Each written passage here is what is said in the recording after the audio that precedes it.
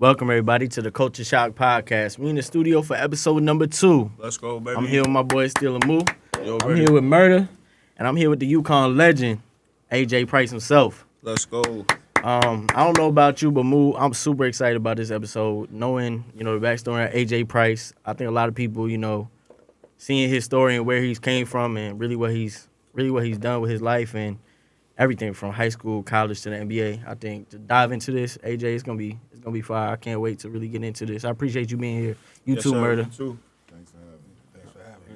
Anytime. I just before we get started, I wanna get a little personal, but more importantly, I want to start with Murder, because how I know Price or even heard of Price at all is just through Murder's pops, Big Vern, and Murder himself. So even at a young age, in my neighborhood where I'm from, Murder probably, at his age group, probably one of the best players to come just from my neighborhood.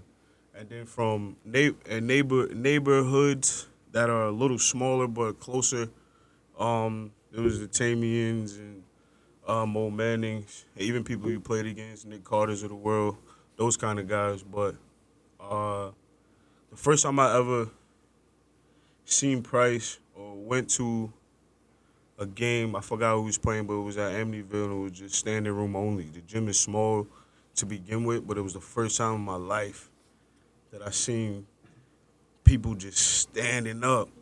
Like nobody, even in the bleach, like nobody sat down. Everybody was standing up the whole game. And long as a big gym, every once in a while, especially back then, everybody was standing up. But I've been to about 4 or 5 Amityville games when Price played, and every single person was standing up. Even during these games, probably one of the first people I seen just have that access to pull up as soon as you step over half court as well. And it was off 2 feet. And back then I didn't know how hard that was, but now, like, to see somebody just get to 2 feet and pull up stepping over half court was crazy.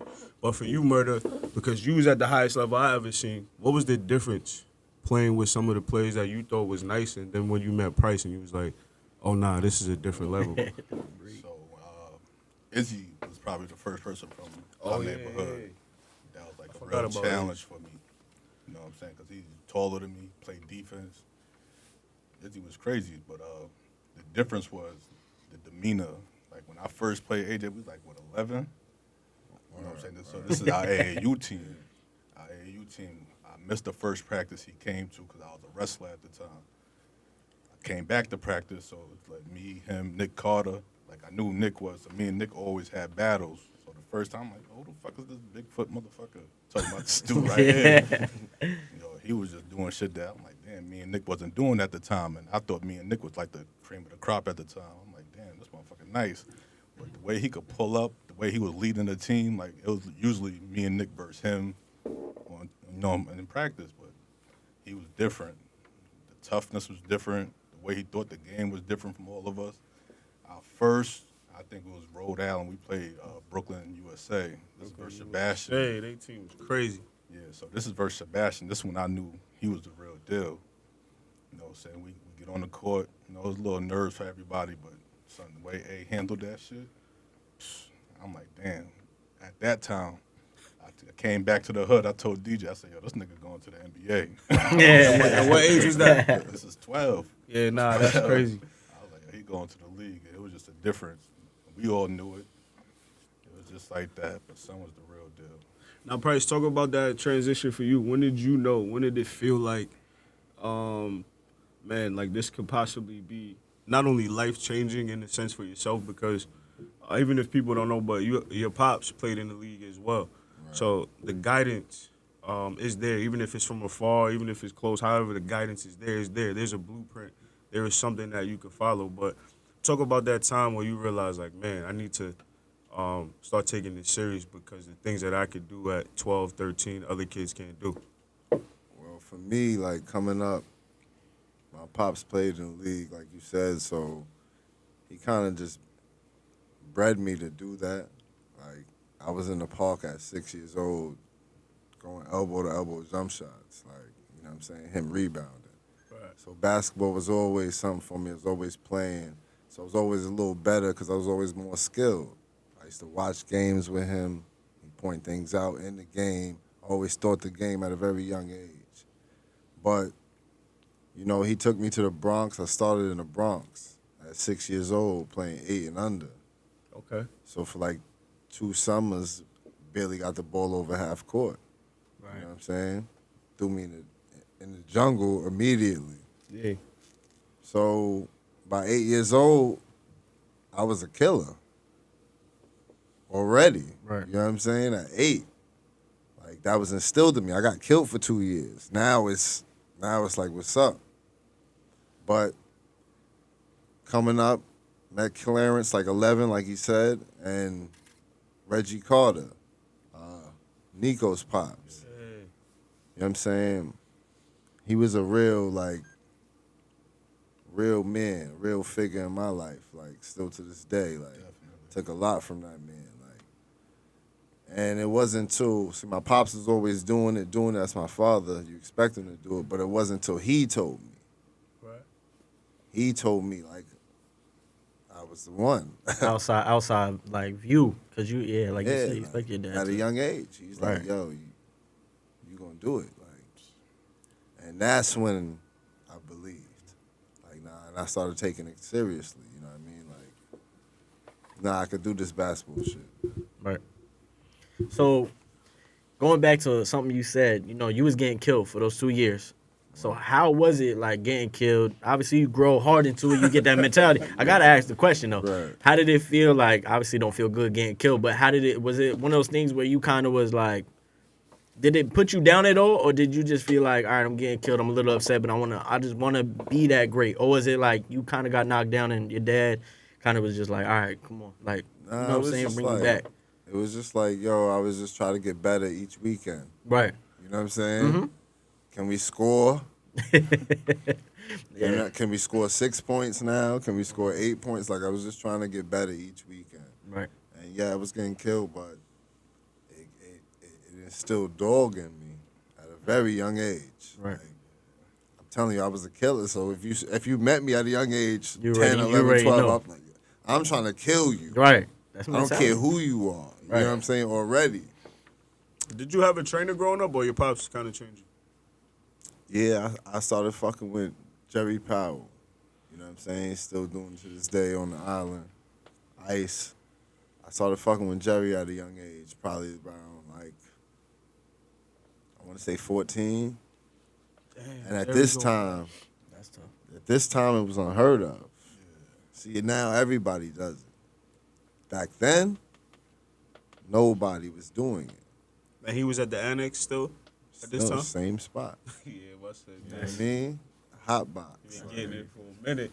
He was in there and like, I think I was really like the really first nice nigga that fucked with him, man. It was no holds bar. We ain't have no gauge. We used to work out for 3 hours. Wow. Yeah, talk about that time, because obviously being humble enough to work that long and understand that even if obviously back then the money is not the same as when you was in the league, but you know, you could easily just, you know, accept whatever comes your way as far as finances, whatever situation your pops want to put you in. Talk about just being humble enough to understand that you got to work for it yourself as well. Yeah, my parents always instilled that in me. Like, you gotta do your own thing. You gotta go get it. And I knew the one thing I was good at was basketball. Right. You know what I mean? So, when I just started working out, like that's when shit changed.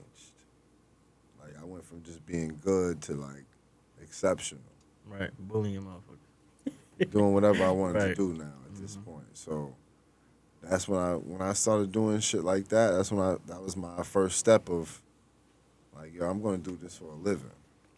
Like if you asked me at a young age what I was going to do, I'll tell you. Right. Playing the NBA. That's beautiful. I got a good question because I heard this. Now y'all both tell me if this is true. This is what I heard. Was it true that you was close to playing for Longwood at one point? I can't say that. It would have been a long. It was talked about. Right. You know what I'm They saying? wanted you though. It was talked about. You know what I'm Right. saying? Be playing with my guy, like you know what I Yeah. mean. But That would have been something. For I'd sure. have been fire. Yeah. That's something we should have. Well, we should, it didn't even have to just be long, but we should have just played together high school ball. Somewhere, Right. somewhere, and that's where it goes wrong out here. Like you know what I mean? Like you got these kids at different schools that could play, and it'd be one of them, two of them, maybe. Yeah, let's talk about Right. that. So before I Yeah. transition into your high school career, because to me it was just amazing when I was super young. But nowadays, especially if you look at Brentwood, they have kids all over. A lot of the kids don't stay. Like Jordan Riley is kind of rare. I don't want to say it's rare, but Kenny stayed for a little bit. But JJ left. Bryce Harris, kid at Tennessee.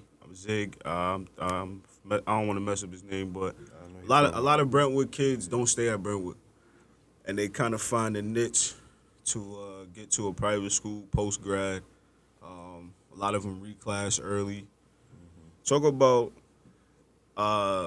just if you had that opportunity, would you have went to a Lou High or something of that nature?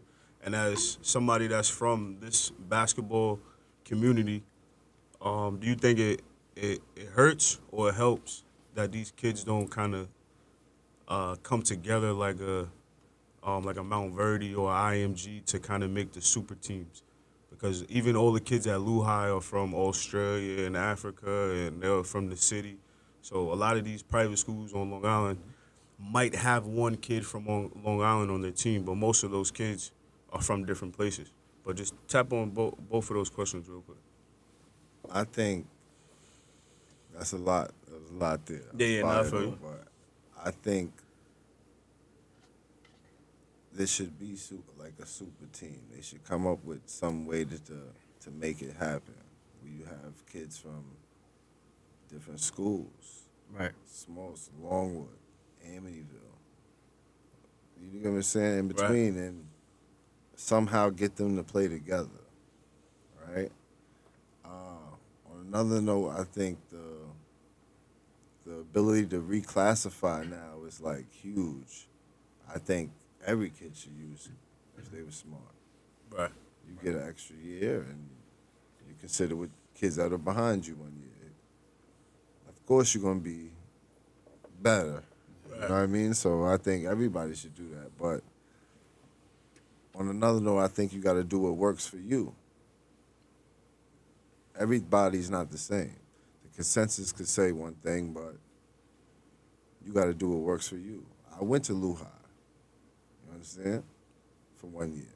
Right, 1 year. Yeah. I only played 3 years of high school basketball. 2.5. You understand? So I went to Lou High. It didn't work out for me. I left and went back to Amityville. And that's when things took off. I never should have left in the first place.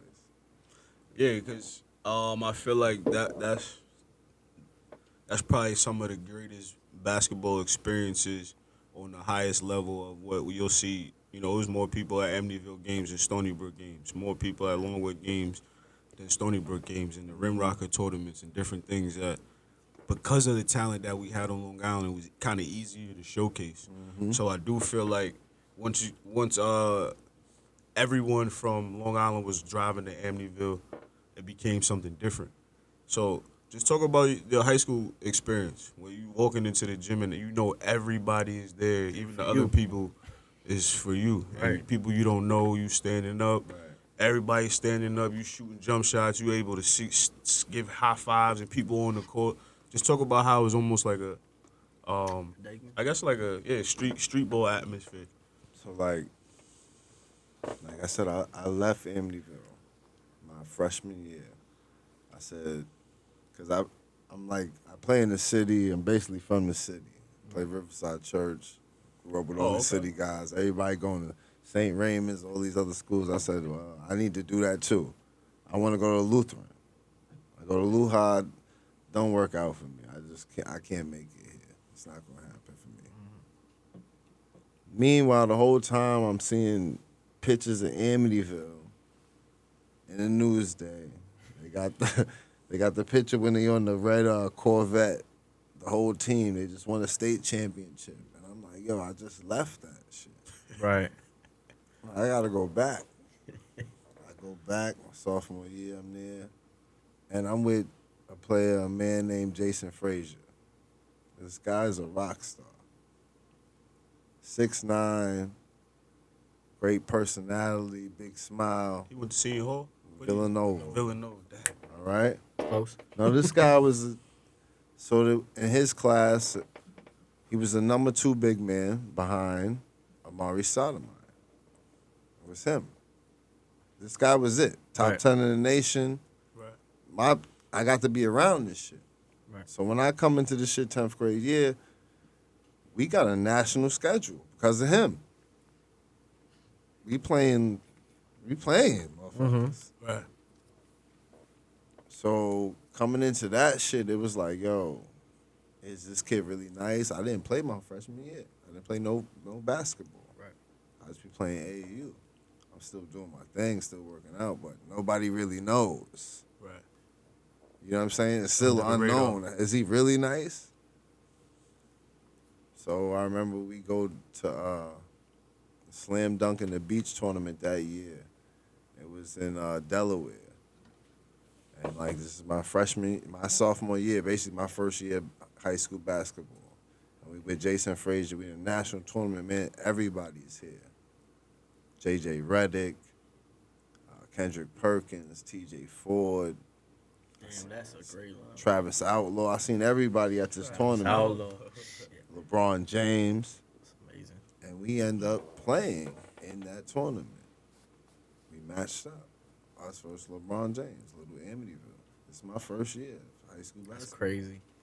That's an experience right there just to talk about. That right there, to be around all those greats, you know what I'm saying? Like, It's a lot there. and it is a lot. It's a It's a lot How did you do that game? Crazy. That's the only game that didn't make the documentary, though. Yeah, they didn't throw that on there. Like, respect to LB. That's my guy, too. I fuck with LeBron, you know what I'm saying? Former teammate of mine. But we beat them. You know what I'm saying? Oh, That's why it ain't on We there. beat them. You know LeBron ain't gonna We put that on beat there. them. You know what I'm saying? Little Amityville High School. We beat them guys. How you play that game? Your stats. I like 23. Yeah, I like how you said that. And playing with a rock star, like you said, how much? Like, you was already hungry. Your mindset's already hungry. You want to kill everything. But playing alongside him, how much did that feed into that? Like, you know, sometimes you play with somebody great, and you just like, it just makes you play even harder, even better. You know what I'm saying? It just drives whatever that mentality is another notch. So did you feel like that playing alongside him, or was it already just, all right, I know he a rock star, but I'm about to put on? It wasn't even so much just playing with him. It was everything else that came with Came it. around it. Like, it let me know, like, this was serious. Like, Right. Jerry West came in Amityville High School. Wow. You know what I'm saying? That's different. And You understand? And I'm like, I know I'm like, nah, this is, I see where it can go now. right. Like, this guy is different. Like, things about to happen for him. Like, so that really showed me, like, nah, I got to take this basketball thing seriously. And that's when I started working out. I was a workout machine. Like, and nobody really knew back then. Right. It wasn't like, there was no social media. I was gonna say social media. There was no social media. Nobody knew I was working out. It was just like, yo, this nigga's nice. How do you Yo, this feel about nigga's nice, social he's media? Working out. How you feel about social media as far as like these players and these kids? Because I feel like when I watch it, a lot of basketball now is everybody trying to do it for the highlight. Everybody trying to do it for the clips, right? You know, that works out, the workouts and everything is nice. But how do you feel like does it hurt or does it help some of these kids as far as like their game? Not the exposure, because we know they're going to get the exposure. But how does it help me their personally, I can't really speak game? to social media because I'm not on it. Right, I don't deal with it. right, Now, not for me, it's because you can be whatever you want. Right. You can show whatever you want. That's what it is. right. That could hurt a kid or help a kid.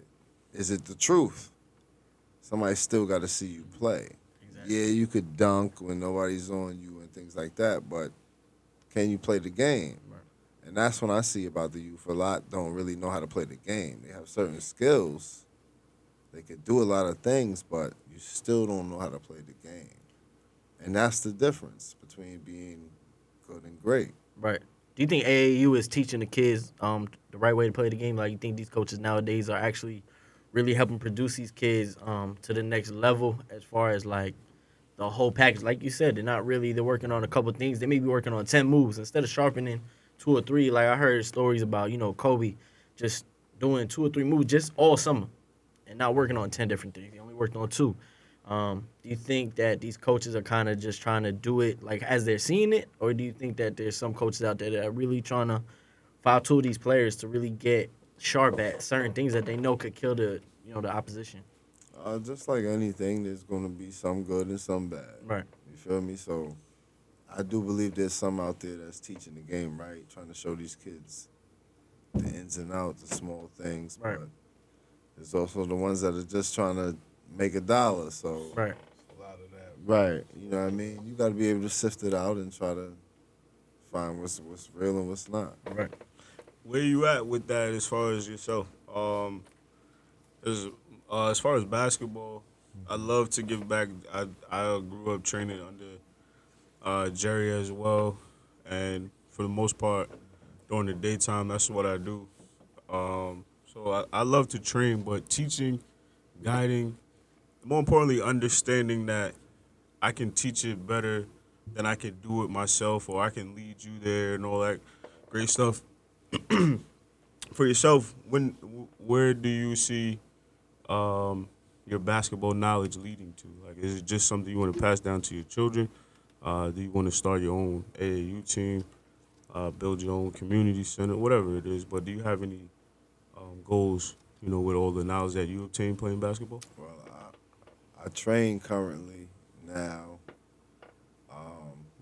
just for the fun for the most part. You know what I mean? I don't go too crazy with it, but I do train, and I really want to get into coaching.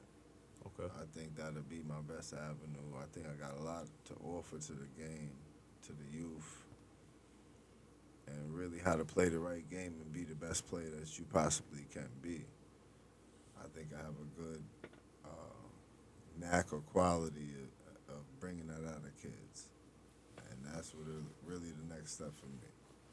That's good. I think that's probably one of the best things that you could do. And anything that you do, you reach the highest level, and not as far as success, but you reach the highest level that you can reach for a basketball player. So all your experiences, the knowledge that you obtain over X amount of many years, the experiences you have with different players, different coaches, and then obviously being able to sustain it and watching people, come and go every single year, and the growth of a person, a human, the trials, the ups and downs, and all that stuff. So you have a lot to give. So to me, coaching in that aspect is the best, because you can always reach out to children and talk to them as young men, as young women, and make sure that they have socks and, they got some food tonight and things of that nature. So I do think that's the best way to kind of pass it down. So I'm happy that you said that. And definitely if it's going to be on Long Island, I think that's even greater, because we need some of our alumni to start doubling back and lifting up some of these schools that don't have teachers' unions and things of that nature. Just being able to walk up in this school and make it happen, especially as an alumni, to me, is probably the best thing that you could do, to me, because you got all that knowledge. So I think that's fire, and I hope you get an opportunity to, coach at the highest level, but definitely start, at the high school level and just change kids' lives for sure. Big question I want to know. How did Uconn come about? Now, you killed in high school. How did Uconn come about, and what were some of the other schools that really reached out to try to grab you to play for their program? All right, so, I just been playing AAU. Mm-hmm. Like I said, I haven't played high school ball. And that sophomore year, I know 2 schools for sure I can remember. I got Ohio State and Virginia. And for me, this was okay, yeah, I kind of made it. Yeah, those are big schools. It's big schools at the time. But it wasn't, I didn't have much other than that. It was a bunch of what you call mid-majors. Okay. All right? I used to get letters from them every week. Wait, that's it? You went from At that? this time, right? Listen, here it goes. So then we go to that slam dunk in the beach tournament that I was just talking about. We ended up playing LeBron. We played Bishop Lachlan from Brooklyn the first game. I had like 20, you know what I mean, good showing. Then we played LeBron. I had 23. I'm young, like, so I come to school. That was like on a Sunday. Or Saturday, Sunday we played. I come to school Monday, and like my coach, Jack Agostino, he comes gets me out of class early, like ninth period, and we walk in his office, and he it's 2 trash bags there, like he picks one up and he dumps it on his desk, and it's like letters from every school in America, like Wow. literally. That's like, fire. You know what I mean? That fast. I was You know about what to I'm say saying? some bread. I wish it was some My son bread. that came out with the Come to bread. UConn. Yeah, I wish it was some bread. Nah, it was just letters from every school, like, you know what I mean? So it was like up from there, like, you know what I mean? And just going through the whole process, and like,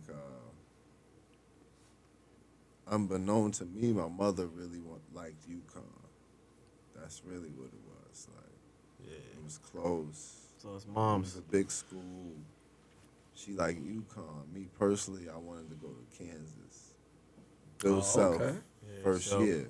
It was his first year at Kansas. He just got the job from Illinois. He came from Illinois. Right. Just got the job first year at Kansas. I was a number 1 recruit. I wanted to go to Kansas. But, Wow. you know, mom swayed me basically. Like, go take your visit to UConn. That's what she kept saying. Because Kansas was my first visit. And That's fire. You fell in love. Oh, man. It's like he got game. Man said, You know what I mean? yeah, I want to play It here. was like he got game, and I Yeah. was like, I'm young, I'm 17. I'm like, yo, I'm coming here. Right. I told my mom the next day, I'm coming here. She's like, just relax. Yeah. Just take your visit to UConn. And until my visit to UConn is the same thing.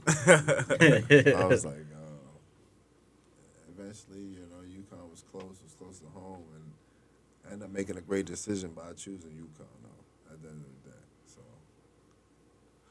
Yeah, for us, I know. I feel like the girls have kind of always been great, or decent enough to watch a UConn girls game for the last 2 or 3 decades, easy.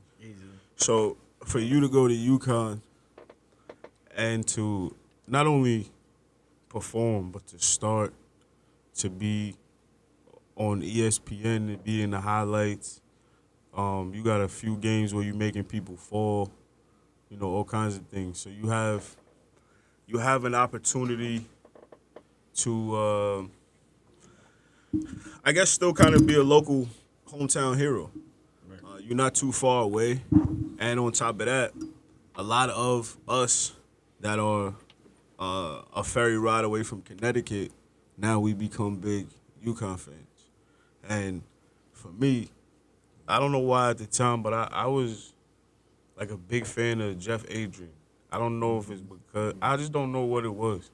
Like even like looking back, I'm not really sure what it was, but he was probably one of my favorite players. That was definitely on your team or you got to play with during that time. But my biggest question is about that time for you is was Kimba always? Because Kimba's from where you from, as far as like that atmosphere and playing, growing up playing like that. But was Kimba a humble college freshman? Talk about your experience, just being around Kimba Walker practice and games, and you know the knowledge that you were able to pass down or attain from him as well. shouts to Kimba, man. That's my young bull, like, for real, man. Like, you know what I mean? Like, he came in, incoming freshman, McDonald's All-American, you know what I mean? Highly touted, Rice High School, all these things. And I'm trying to think what year it was for me. It might have been I think it was your senior year. I think my senior year. Yeah. Facts. I'm on my way out. I just tore my ACL Right. in the NCAA tournament my junior year when I was finna leave. When everybody's telling me I'm about to be a top 20 pick again. I was leaving. You was leaving your junior year? Unbeknown, yes. Oh, wow. You understand? So I tore my ACL, had to come back. Came back to school my senior year, rehabbed all summer, 6 months, come back. And Kimba comes in. And I remember we played the first night, Midnight Madness. You know what I mean? In front of the whole school and all that. Right. Like, and the little nigga hit me with something. Yeah. Was I'm it like, a step yo, back? No, he couldn't shoot. Yeah. I'm gonna get to that. Yeah. Like, the little nigga was so fast, he hit me with something, and you know what I mean? I was like, damn, this little nigga's quick. Yeah. But the more I played him, I just kept playing off of him. Right. I'm like, this nigga can't shoot. Shit is broke. Like, so he used to come to me, and my shit is wet. Like, you know what I'm saying? I'm coming off of knee surgery. I know my shit wet now. I'm not even going to the hole like that. Like, you know what I mean? So he always used to come to me like, yo, Ice. He used to call me Ice. Yo, Ice, like, how you get your shit like that? Like, you know what I mean? I'm like, I was telling him, man, you gotta shoot. Right. You gotta shoot, bro. You're not shooting enough. Outside of what they demanding us to do or telling us to do in practice, you're not shooting enough. And that was from me training early with Jerry. Like I said, I just had that in me. Like, nah, your shit is off, your shit not right, you're not shooting enough. You gotta get it right. So I used to tell him, if I'm lying, I'm flying. Yo, come, we shoot before and we shoot after every day, practice. And we used to do that. And that 1 year, you know what I mean, I did that with him. He used to do it with me. Shit getting better and better. And then I leave, I go to the league, I get drafted, he's still there, right? And I'm watching this shit. Right. And I'm like, yo, the Luna. He had that first year, they had a terrible year that I left.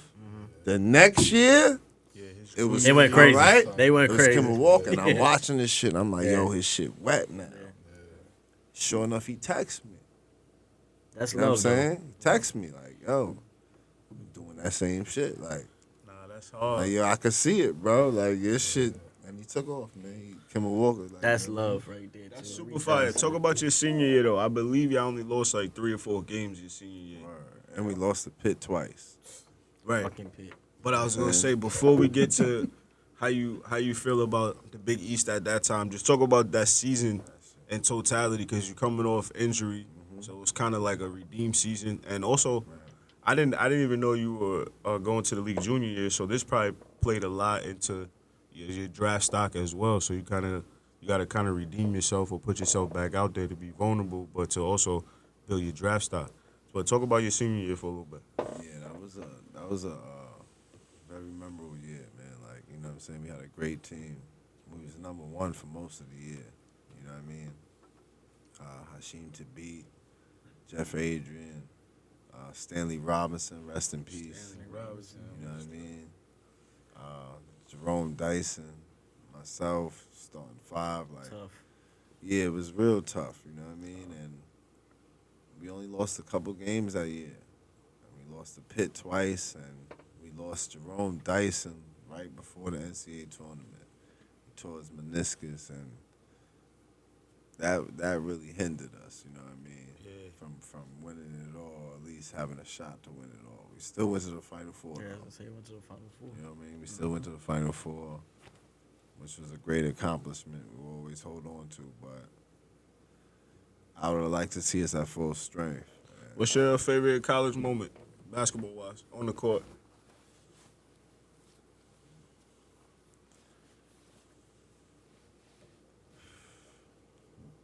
Beating Indiana at Indiana. That place is rocking, right? Talk about it. Eric Gordon. That place must have been rocking. Oh, Eric crazy. Gordon. Yo, I forgot. Yeah. Eric Gordon. Eric used to Gordon was be- playing. Eric and Gordon. then, yeah, Eric yeah, Gordon, crazy. freshman year. You Yeah, remember Eric yeah, Gordon, that boy freshman gets year, me. all right? Eric Gordon, freshman year. Him and DJ White. You know what I mean? And we playing them at Indiana. 2 of our players just got suspended. Jerome Dyson and Wiggins. So I'm gonna have to play damn near the whole game. Whole game, yeah. You know what I'm saying? And I just remember we at the hotel the night before. We just finished having team dinner, and it's a bunch of us just standing in a circle, like waiting for the elevator. And this old dude walks up, like with Indiana gear on and all that, and him and his wife. He just looks at us and he's like, "Indiana's gonna kill you tomorrow." You know what I mean? And I then went at the old man. I'm like, "What the fuck you talking to?" Yeah, Like, you know what I'm saying? Like, What are you talking to? like, and yo, I was just so ready for that game the next day, and we went in there and beat them. They was number like top 10 in the nation at the time. You know what I mean? Yeah. And we was unranked, and that was really a redeem season, a bounce back season, that junior year for me. You know what I mean? That's fire. Yeah, I remember Eric Gordon. Man, just Cooking. like the way he scored in college was just so different and like almost unorthodox. So he was like a very difficult. I don't know. He was just very difficult, but Big guard. there are a lot of players like that, and Levance Field is probably like one of my favorite players in college. That's like that. Like, man, he kill in college. He get to the elbow, hop step, use his body, use his butt, use his hips.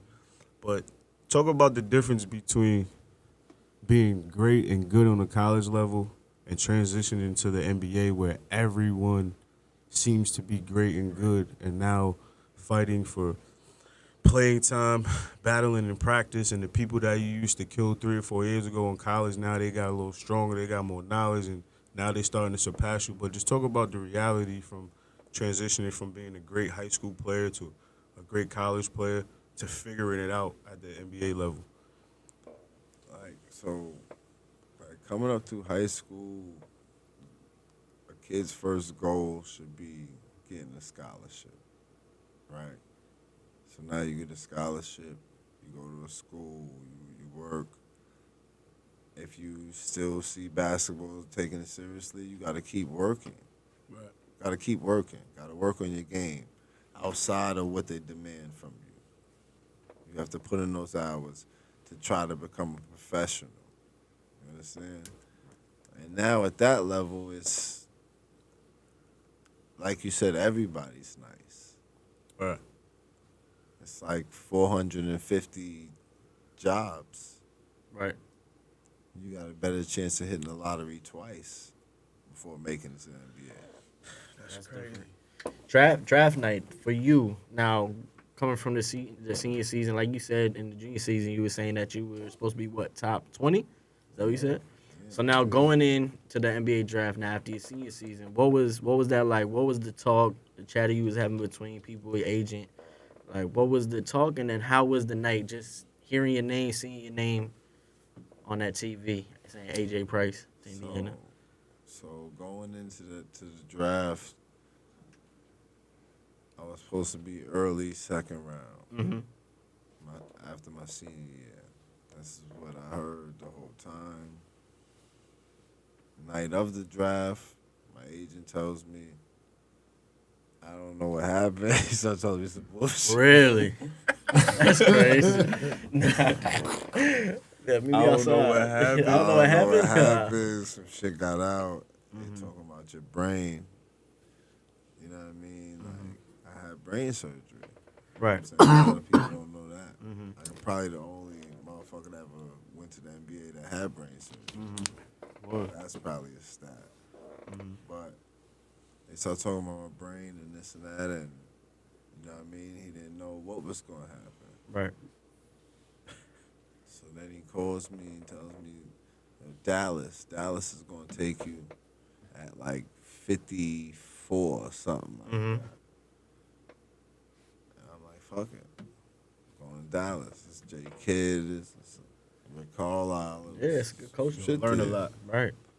I'm basically sitting at home, like, and I'm with my girl at the time, and like, I'm just waiting for 54. We're at like 50 Right. on the draft board, and then 52 comes, and I'm literally not even paying attention. I just hear my name. And I look at the screen, and it's like Indiana Pacers.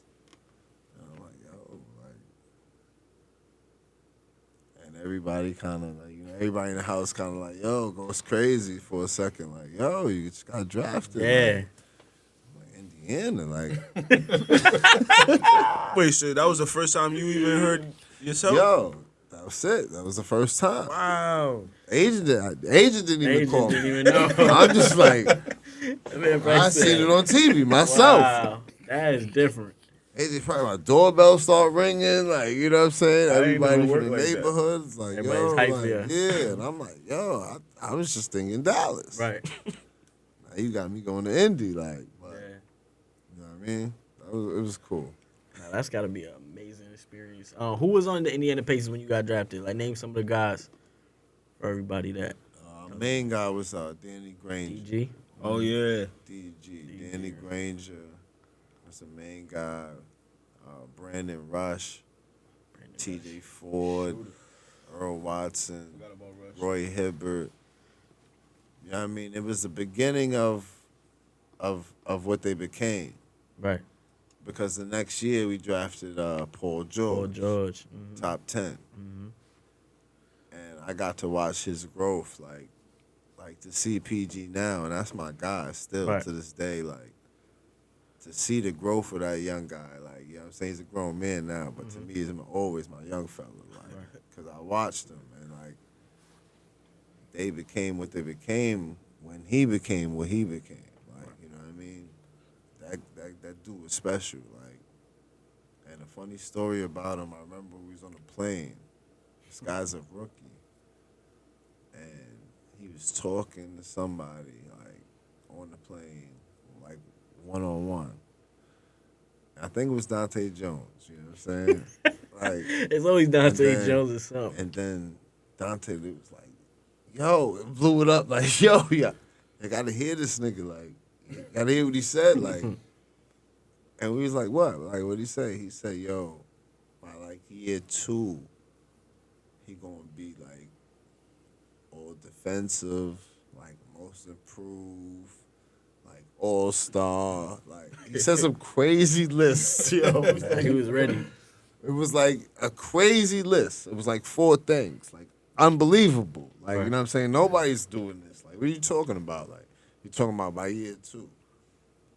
Yo, I promise you, he did each and every one of those things Wow, that he that's said. crazy. Like, I was like, yo, that nigga's different. I think I left. I think I went to Washington that year, and like I watched it. Yeah, I mean, he did it all. He did it all. Like, Wait, your Washington year you played, that's probably one of your most productive NBA seasons, probably minutes. But what happened with that year? I feel like that you should have got a contract or something after that. And even though this is mad random, but I feel like that was like one of your best last years towards the end. But I feel like you should have got another contract. But you went to like 2 or 3 different teams after that. But what happened after that? That's the politics of the NBA. Like, you know what I mean? It's all about timing. I averaged like 9 and 5. Like, that'll get you 20 mil, 25 20 mil now. right Yeah, I know you look at that understand? TV like. And I'm like, what's going on? Yeah, you was Right. playing a lot of minutes. You started in and out the I was lineup. on a team where it was Bradley Bill's rookie year in Washington, D.C. That's my guy. Shout out to Bradley as well. He's 19 years old. I had Trevor Ariza at the 3. Emeka Okafor at the 5. And I don't even know at the 4. Plug him in. He sounded. All right? Nah, I don't know. This either. is what we went with. Yeah. Like, and we lost a lot. Of course. But we played good, but we lost a lot. So it looks bad on who? Right. The point guard. The point Me. guard. The Yeah. guy who's out there. Best players, yeah. That is very true. Yeah, I always wondered about that because I feel like, man, like it's such an opportunity, especially, being productive for the minutes that you played, but also the team that you was playing for at the time. It was looking like at least 2 years, something. Then I was like, dang, where Price? He went here, And Yeah, after a while, you become tired of stop stop fighting for a job. Like, you know what I mean? So for me, that's what it became after a while. Like, so I went overseas. I played in China for 2 years. Like, Yeah, so I was gonna say, talk about just your favorite basketball experience and team. To me, it would be Indiana. Seems like you have kind of the best relationships there, but also Indiana has, to me, from the outside looking in, they got a brotherhood. They always bring back people. Yeah, they And definitely. I feel like at the time they probably look at certain players like, I don't have the money to give you, but if you in the league 2 years from now, we're gonna come back and Gotcha. get you. So talk about just your favorite experience in playing for whatever team that comes from. yeah, it would definitely be Indiana, though. It would be Indiana. Like I said, because I watched us be nothing, come from nothing to end up being a perennial playoff team. Like, I was a part of that. I saw that build. It's definitely a family atmosphere, you know, tight-knit, close group. Yeah, I now I'm mean- thinking about it. Yeah, those playoff games you was playing LeBron a lot. That was during that. That's my Yeah. that's That one kind the of questions battle. I definitely want to Right, ask. when LeBron, D-Wade, Bosh, that whole time, like, me, if it wasn't for them, we would be in the finals. Right, now I'm thinking Every about year. it. You on that You team. know what I mean? Yeah. They was That's only true. to do was knocking us off. It's true. Other than that, we'd have been in the finals. You was on the team when Paul George gave up that layup, right? Well, they didn't give it up, but LeBron blew by him with the layup left hand. Yeah, You was on that team. lefty. What was the I mean, I can only imagine. But what was the atmosphere like in that locker room after that moment? Because that game was, I mean, that whole series was fought hard. But that was like y'all had the lead and then literally just snatched just like that from that move. Yeah, you played. These dudes is great players. Exactly. Shit Right. happens in the league. Right. You know what I mean? Like, the league is a game of runs, man. It is. You know what I mean? Game of runs. Like, Right. you can't get too up, can't get too down about anything. Right. Keep playing. Why do you think basketball is like that on such a high level? You could look all around, and for the most part, once you see Uconn girls take off, they up by 10, they gonna win by 40. And the NBA, you could be up 30 in the third quarter and lose by 20. Right. Why do you think on that level? Why do you think the runs are so crazy to where you got to call a timeout, and then sometimes it really does change? What do you think the shift is at that level to where you can just score 15, 18 in a row, even one person? It's really because everybody is a professional. Like, not to sound cliche, that's really what it is. Everybody's professional at whatever they do. Like, so when it's clicking, it happens quick. Right. Happens quick. 8 points can happen in less than a minute in the NBA for one team. Hit a three, get a stop, layup, get a stop, three. You understand? Like, Right. it happens. Shit happened the other night to go. So it's a game run. Golden State lost that game. Just the You know other what I'm night it saying? happened to them. Yep. I watched it. Like, Right. NBA is like that. And it's that, I always say, like, college, you down 10 in college, it's like 20. Yeah. Right. It's true. It's true. All right? You down 10 in the NBA, it's like 2. Yeah, crazy. especially nowadays. It's nothing. It happened fast. Like, so, and it's really because everybody's professional. These are the best players in the world. Whatever they do at the highest level. I've seen it. I've seen some guys in the NBA can't do nothing but shoot. But best believe, Them things, cause them things. if he gets it open, he's gonna make it. Yep. He shoots. He really shoots. Who's the best shooter you play with? For some reason, I want to say Kyle Korver. wanna say But Kyle was you Korver. on that team? Nah, not cool. Let me see. Best shooter. just flat I out. play with. Like, this is tough because, you know, there's always people that people know, but there's guys who really shoot the shit out, like, in practice. I've Right. seen it. All right, like Troy Murphy. Wow. Okay. He can't shoot. All That's right. Who Troy don't like Murphy. that? Who don't like that? So I see that where you So going. everybody sees the like Steph, his Mm-hmm. 100 threes and shit like that. I had a drill I used to do every day as a rookie, shooting these 100 threes, like, and I was like a 60, in the 60s. You know what I'm saying? On a good day. Good day in the 70s. You know what I'm saying?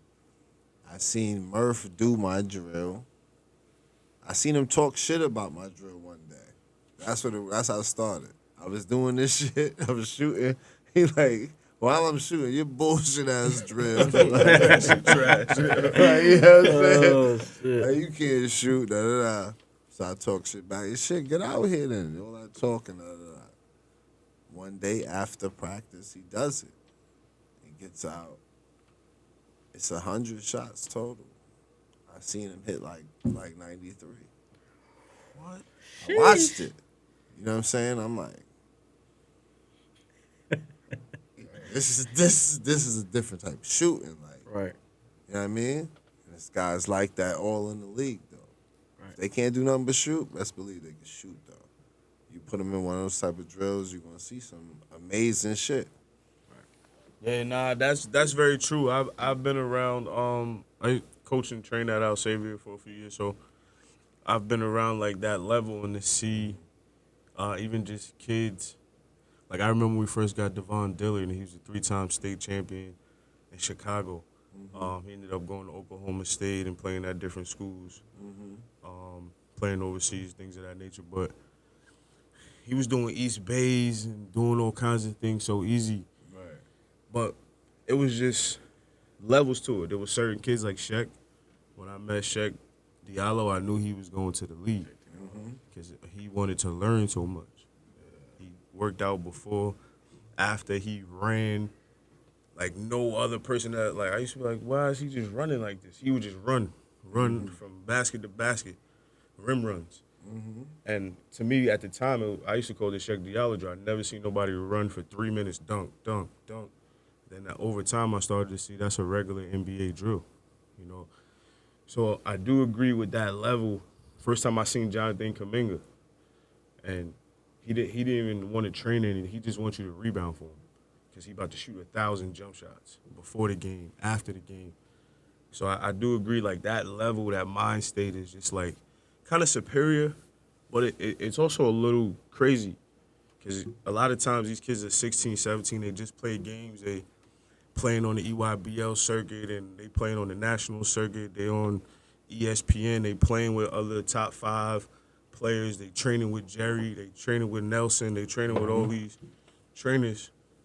Then after that, they still want to shoot, get on the shooting machine by themselves. Right. So I do agree, like, that level, that mentality is almost like putting yourself through boot camp, but understanding that it's going to pay off later. So just to even be on that level is definitely a major accomplishment because now you can look back and you can see, like, man, all the stuff that Price had to go through just to get there, all the work that you had to put in, sacrifices, ups and downs, and you're not 6'6", you're not jumping out the gym. So all of those things, your IQ, being persistent, being efficient, all of those things have to work for you in order for you to get to that level, and that makes it even harder. So I just definitely want to salute you because now I understand how hard it is working with. I watched Lauren Hanson play and trained her whole life. Now she's on, like, and you're looking at her go to different trainers and different college, and you see just the growth. And you're able to be a stepping stone, but you understand that these kids, they train in 5 a day. You know why they know 20 trainers? Because that's all they want to do. Right. They want to train.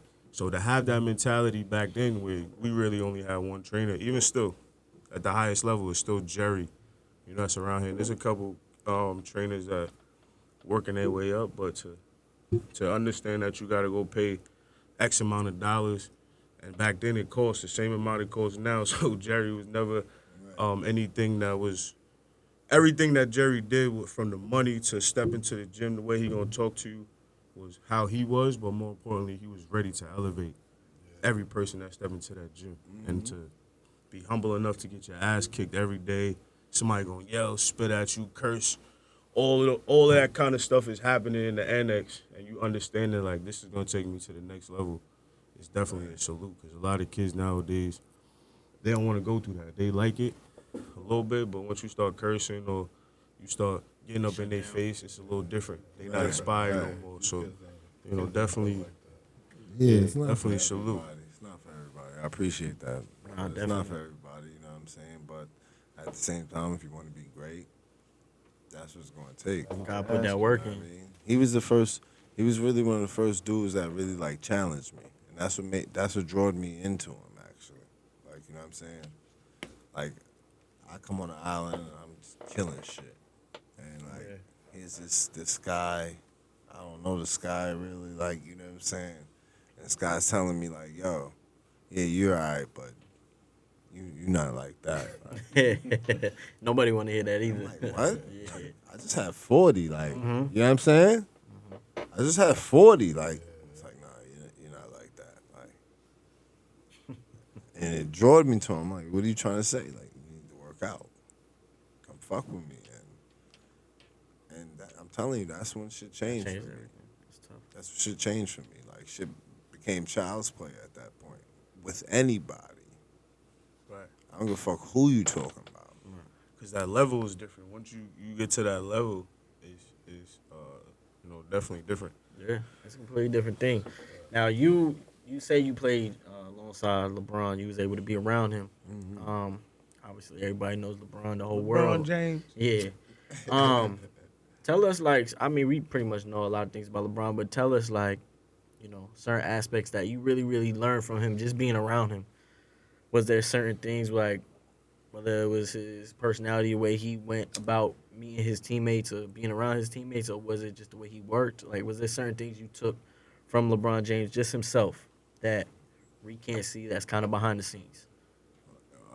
One thing I can say about him, like, coming up around him, we original, like, rivals. Mm-hmm. I was on the Pacers, he was on the Heat. We couldn't get past them for many years, like, so I kind of despised them without even knowing them. Pardon. Before we get there, does he ever, or did you ever bring up high school times? Do you guys remember? Like, do you ever talk about that time? Fact. Okay. He remembers that game. We can get to that in a second. Like, he remembers that game too. I'll tell you a story on that. But like, so he's kind of like a rival to me. I kind of don't like the guy without even knowing him. Like, you know what I mean? So then I end up on the Cavs towards the end of my career, and now I get to play with him. Going through training camp, going through just watching this guy, and you really see this guy is like, he's super team oriented, like he's all about team, like, and he just wants to win. His desire to win is like, it's extremely high. He wants to win at all costs. Like, the guy shows up. Like, we got a 9:00 practice. I'm trying to make the team. Like, I'm probably 14th, 15th man. You know what I'm saying? I'm here at, if it's 9, I'm here at 7. I'm at the gym at 7. I walk into the locker room. Nobody's here. And I know that. I go to get breakfast. You know what I mean? Little kitchen chef in there. Past the kitchen is the weight room. Son is in the weight room. Getting it in. Like, that's his dedication. Like, son, and being around it, it was on a whole nother level. I really got to see why he's so great. Like, he's great. Like, and he don't talk about all that. He don't flaunt that shit. But he's there early. Like, he don't have to do that. Right. You know what I'm saying? He's here lifting weights on the court, all that, before niggas even show up. Yeah, no, that's impressive. You ever, for me, my favorite player growing up was Kobe. Did you ever get a chance to ever just talk to him at all? I know obviously you were around him, but Nah, you ever get a like, chance rest in peace. Yeah. I never got to speak to him. I just learned a lot from watching him. Yeah. You know what I'm saying? Yeah, I learned a lot from watching the guy. I got to play against him. yeah, that must have been a moment too. Like, yeah. I got to play against or with a lot of greats. Like, you know what I mean? Like, I got to see Kobe in action, like, a couple times. Like, live. Right and center, yeah, live, like. On the same court with him. Like, and like, rest in peace. But he's my favorite personally. Mike, everybody included. It's Kobe Bryant for me. Like, he was like Michael Jordan 2.0 for me. Right. Yeah, I agree. I'm gonna ask you this question because I asked Moo yesterday, and I ask a lot of people all the time. Do you make the comparisons when you hear the barbershop talk of Michael Jordan and LeBron James? Do you have a 1 and 2, or do you not like to make the arguments between? You know, that's always something that people argue in the barbershop and will forever. LB is going to break so many records and all that everybody's going to be like, see, you have to go with him. Like, he came in at 18, and he's been doing it ever since. Right.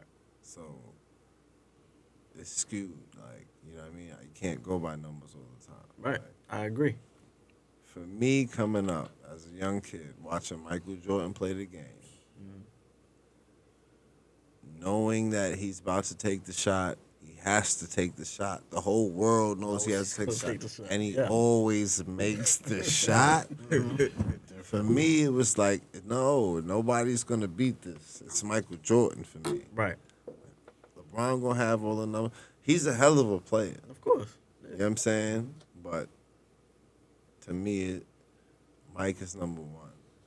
Like, Mike is number one. Nah, I mean, I don't really.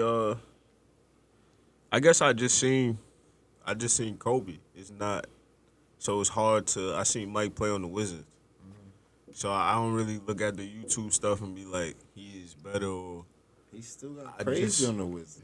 Yeah, Nah. He did still. But here it is for me. See, all right? I don't take that away from him, but I don't know him to be anything else. So to me, that's mediocre, Mike.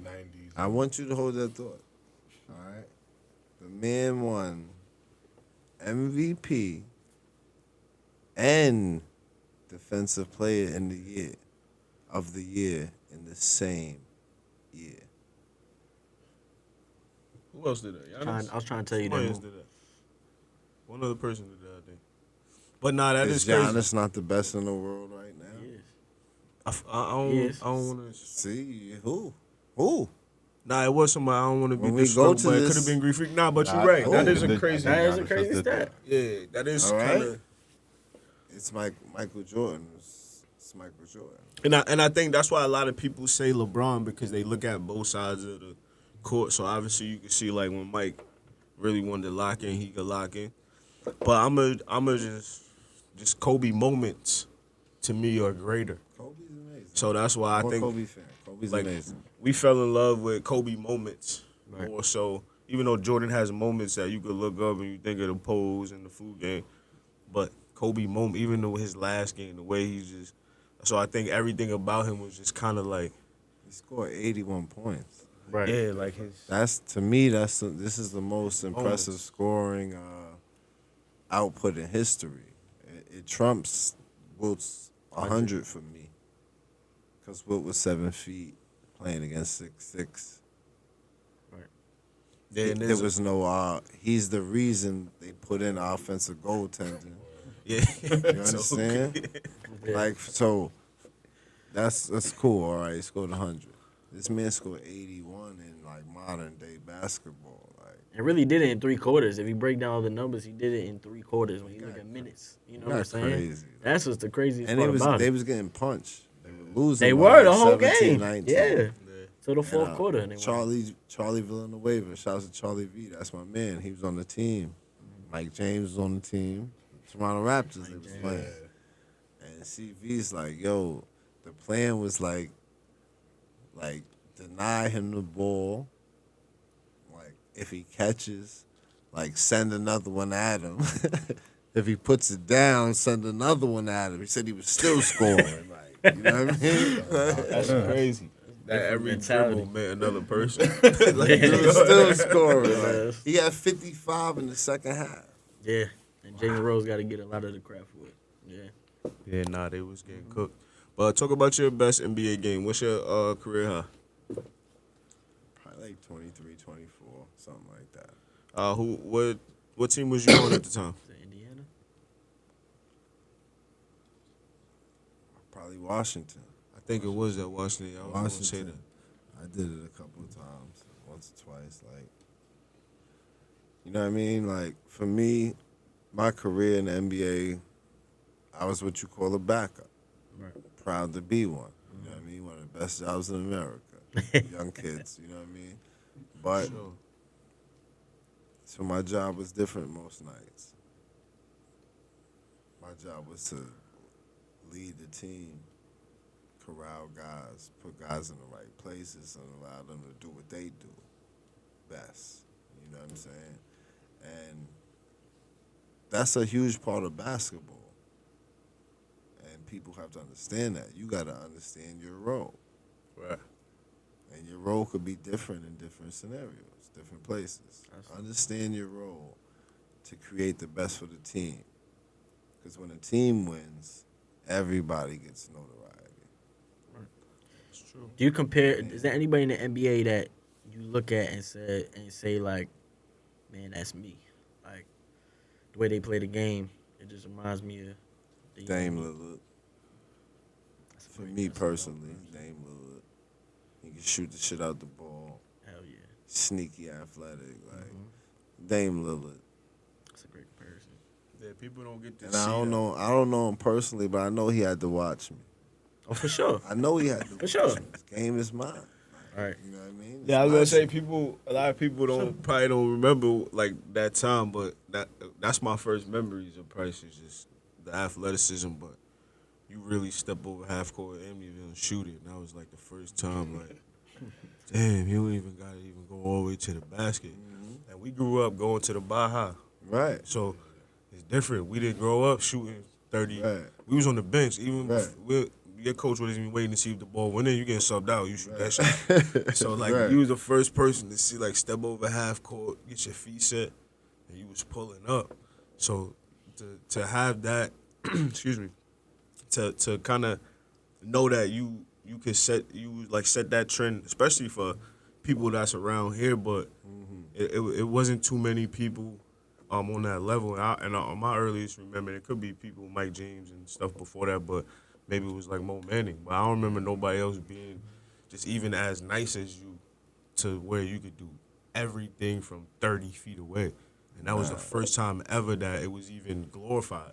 We grew up, you go to the basket or work on your mid-range. Right. We wasn't shooting threes like that. I had to Like, finish, right? Like, it's funny you say that because me and my guys recently, I swear, was just talking about this. I was watching an old Uconn game, you know what I'm saying? And I was doing that shit. I was like, yo, really? Like, I really started this shit. Like, the 30-footer, like, within the offense, like, just pull, knock it down. Like, nigga, I was shooting at the hash mark before it was unheard of. Like, Right. niggas wasn't doing that. Like, and I was doing that comfortably. Like, you know what I'm saying? Now you see Steph and all that. Yeah. Like, it becomes to where guys have worked. They work on it. Because I used to work for real, on yeah. it Nah, back it is then. something. That's how I was making them. I used to shoot those shots working out. Right. When you would think it's a bad shot. But no, if I shot 1,000 of these shits, it can't be a bad shot. Yeah. You know what I'm 'cause saying? we could talk, and for me, he probably got one of the best. You know, you got 15 feet and under. He probably got one of the best games that you've seen in the high Facts. school, with hop steps and pump fakes and very simple fundamentals. So big you man. can see, right? You can see like Little how the big man. right how the big guard transition, Right. and, and you guys were playing. You guys are peers, so how do you get away from growing up in that era and say, man, I need to step away and shoot these 35 feet? Is it just Jerry Powell and his knowledge is telling you to get away from? Before that, word. Before that. Before You was Jerry. doing that young at like 11 years Word. old. I was a shooter. I was a shooter, bro. I was a shooter. I was always a shooter. I could always let that thing go. That was from my pops having me in the park. Yeah. I could always shoot. Always shoot. I couldn't really go left, young, hard right, floaters, and a jump shot. And I give you 30, no lie, with just that. Floaters and a jump shot. And usually you see that when kids can shoot young, they got like a push shot. You very up, you elevate, what's you got a right. nice foul. That That's was a jump. that's kind of wild. I really emphasize jump shot. And I still think more kids should do it. They look at a lot of these pros. You understand? These guys are pros. They grown men. They don't have to jump as much. The elevation, right? I think as a young kid, you should be getting off your feet and repeating that shot so much that you perfect it. 'Cause that's what I did. That's what I tried to do. I'm not in a firm believer of changing somebody's shot. However they comfortable shooting, let them shoot like that. Right. You just got to shoot like that enough that you perfect it. Yeah, nah, that's very true. Cause your jump shot is almost Klay Thompson, like as far as form and your body control and all of those things. So I do agree. And Murder and I, when we train, we try to get kids just to do simple fundamentals and everything. Now kids is carrying and doing all kinds of. They traveling and you're thinking they Euro stepping, and so now it's so different. A lot of that stuff is gone. We used to jump over hurdles and then get into our jump shot. That's how high they wanted our knees and feet to be, off the ground. So I do agree with that sentiment, bringing a lot of things back, because as you get older, obviously with reps, you might not need to jump as much, but because muscle memory, when you're younger, that'll help you a lot when you're in your 20s and your 30s, or obviously when you're playing pro. So I do agree that kids need to go back to, those kind of simple fundamentals and working on your arc and your shot and just doing reps. It's a thinking man's game. You understand? Somebody can skill themselves to death, know how to do everything, and then get on the court and just don't fit in. It's a thinking man's game, first of all. It's about 70% mental and 30%, physical and all that. But you got to think the game, and that's the biggest thing that I think the youth absolutely is not honing into right now. They too busy making videos and trying to show off and look good, but other than actually watching the game, paying attention to the game, studying the game. You got to think the game. If you could think the game, you'll always play. You understand? Like, I had ACL, broken kneecap, brain surgery, and still played in the show incredible. Because I knew how to think the game. Right. It wasn't so much about my physical, you know what I mean? Got to think the game of basketball. It's a thinking man's game. It's a very simple game. Now, speaking of just thinking the game out, do you think that helps you get paid and still have a decade-long career versus just working on your skills and the translation not really being, because obviously at every level, and I just want to bring up Pat Beck because people like to make fun of him, but if you look at his high school career, he averaged like 40. So at every level, to me, I think, thinking but also playing your role is important. But how do you get paid in the NBA? What continues to give you contracts? Do you think it's the skill or is the IQ? I think it's being able to do whatever your job is effectively. Can you do it amongst the highest level of the 450 or so that there is? What do you do? Right. There's got to be something at the end of the year that we can look at. You know what I mean? One of my years, my assist to turnover ratio was like third in the NBA. You feel me? That's fine. It wasn't great minutes, but I'm not turning that shit over, and I'm efficient. get an assist. Like, you know That's what I'm saying? important, yeah. I can hang my hat on that. Right. So it's got to be something that you can always show. Gotta get you paid. I feel Right. My plus to minus is unbelievable. When I'm in the game, we always go up. There's different things that guys can show. You know what I mean? So that's just being professional, man. Really will always have you with a job in the NBA once you get in there.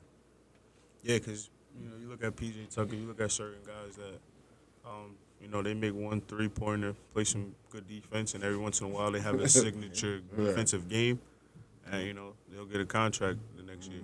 So that is important. People like Wes Matthews. Yeah, I mean, there's a at lot. this point in his career is just a shooter, catch, shoot, and play. There's a lot of guys, but for you personally, what do you think as as an NBA basketball player, what was your greatest? What was the greatest thing you contributed to a team on and off the court? I think I always brought outside of what's on the court, just fellowship, brotherhood. I always instilled that in teams. I always had us close knit, tight, that we really like fought for each other, and that could go a long way. You know what I'm saying? I always had us believing we had a chance. Like, and then when we got on the court, it was just playing basketball for me. It wasn't anything special. Just doing what I've been doing my whole life. Right. You know what I mean? But it was always bringing teams together to where we felt like we really had a chance. Even if we didn't, Yeah, we believed. That's a big part. Like you said, it's mental. That 70% and Right. being confident going into games got to be huge. Before we get out of here, I want to first say one thing to both of y'all. I appreciate both of y'all for being that's big. But I'm sure y'all know, I mean, if y'all don't know, there's a lot of kids, grown men that y'all the inspiration or they look up to y'all, you know, for what y'all done for the community in the game of basketball. So, you know, I do this on like every show, but I want to give y'all both y'all flowers because what y'all do for, you know, the kids that look up to you, that could watch highlights, or anybody, you know, family members that could talk about it. I think it's important that y'all both have knowledge about the game. Y'all both see the ups and downs of where the game is kind of going. And I think that it's important that y'all continue to spread the knowledge the way you did right here.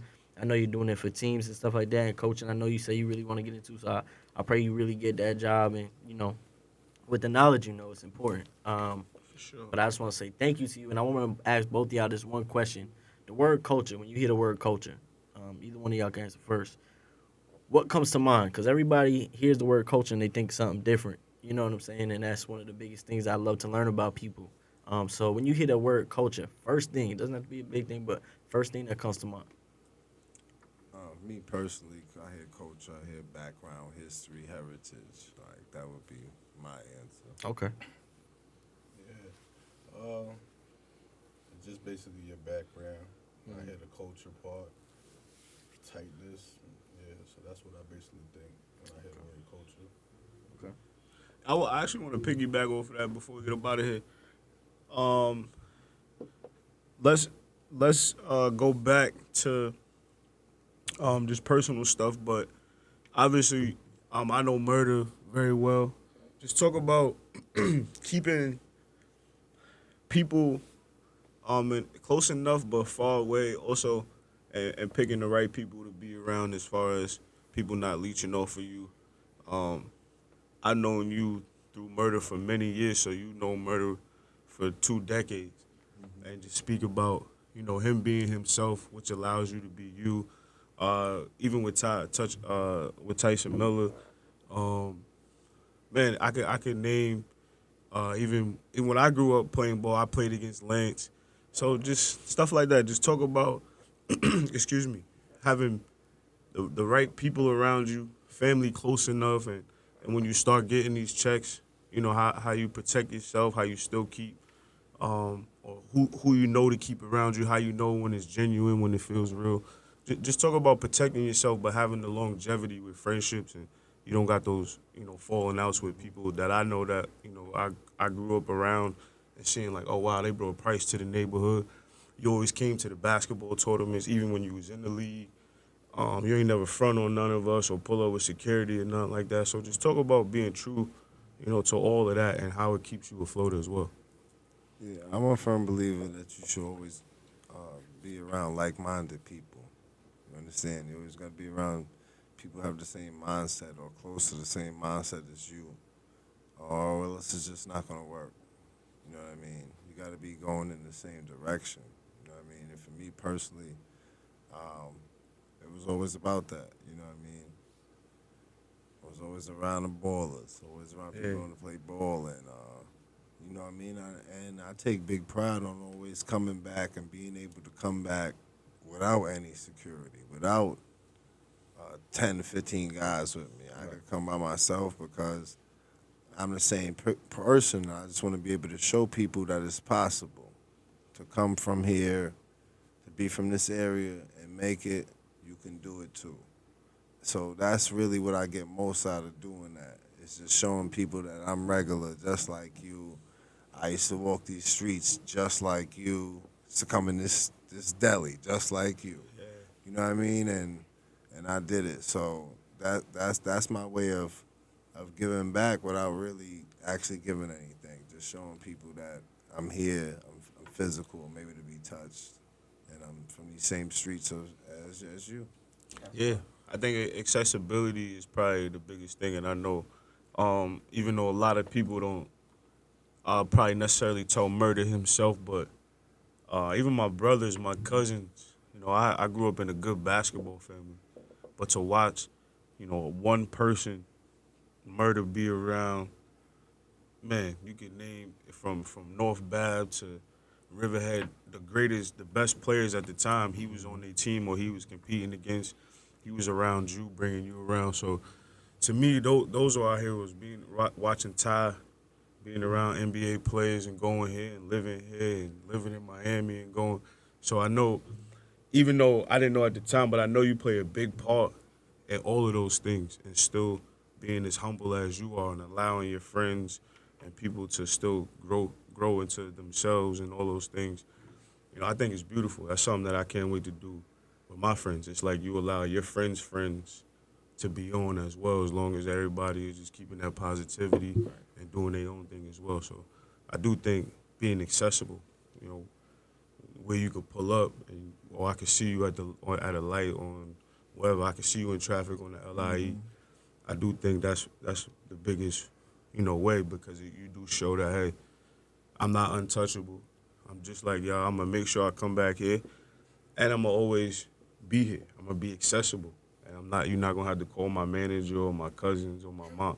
You know what I'm saying? So It's not a Hollywood thing. And like I said, to me, even in tournaments, you probably shouldn't even be playing it. You was in the hood, or probably contract years, all that. Like you was playing, at the park. So I definitely appreciate all that stuff, and I'm sure a lot of people people don't tell you as much, but I'm 30 years old. I'm generation right under you. So, it's big because people don't look at Tobias and Lance and even people like Ryan Creighton that had the scoring record. We don't really salute especially on Long Island, Mike James. We don't really salute our heroes, Marcus Stroman, 3-sport athlete, Hall of Fame. Like anywhere you go, these people are Mr. Ohio. They're Mr. Florida. They got all kinds of. So I just definitely want to give you all the flowers in the world and just let you know you appreciate it on Long Island. But I know from my hood and just seeing like, dang, this person brought Price through, or Price over here with Ty, he over there with Murder, he playing ball over here in Riverhead. I know that's big for us, so I pray that you just stay around. Appreciate that. Forever, for sure. Stay healthy, be safe. And for my guy Murder, you already know what it is, but Murder is he the best player from Comsci. We don't, you know what I'm saying? Like, ain't no, maybe Jamal might be the other person that I seen that was nice, but that's it. You know what I'm saying? Like, Nah, that's Murder, it. So man. to have the connections be connected and everybody still remain humble, and y'all being friends for 20 plus years and all that stuff, I think it says a lot about your That's character. family. That's They're family, authentic. bro. That's That's the thing. family. Being like, authentic is huge. that's more than my friend. Like that's Right. family. Like, you know what I mean? It's always been since day one. That's family. It's family. My family. It's love. Always been. So, like I That's said, we definitely salute both of y'all, AJ. Like we said, keep that grind, keep that hunger. Same thing with Murder. Keep bringing it to the youth and making this game better and pushing it to be at its best. With that being said, Pat Bayless, Still a Move, Yes, Murder, sir. AJ Price. We out of here, baby. I appreciate y'all. Thank you. Thank you, man. I appreciate That y'all. was, for real.